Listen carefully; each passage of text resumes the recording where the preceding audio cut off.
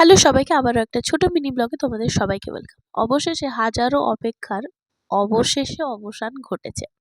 রাত্রি এখন দেখো তোমরা নিজেরাই। ঘড়িতে 1:30 আর আমাদের জাস্ট ফ্লাইট এখন ছাড়লো।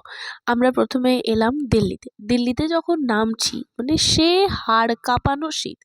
ওখানে যেরকম ওয়েদার ছিল ঠিক তার অপোজিট। এখন দেখো মোটামুটি রাত 3টে বাজছে। চারিদিকে কুয়াশা ঘন আর হাড় কাঁপানো শীত, মানে জাস্ট লিটারালি আমরা কাঁপছিলাম। আবার যথারীতি এখানে এসে 2 ঘন্টার আবার হল্ডিং।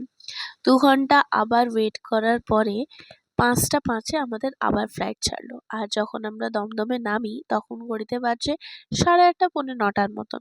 সমস্ত প্রসিডিওরগুলো কমপ্লিট করে এখন আমরা সোজা যাব দিদির ওখানে।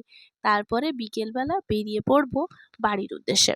খুব সুস্থ অবস্থায় যে আছি তাও কিন্তু নয়, ধকলটা প্রচণ্ড, জার্নিটা খুব ফিল হয়েছে।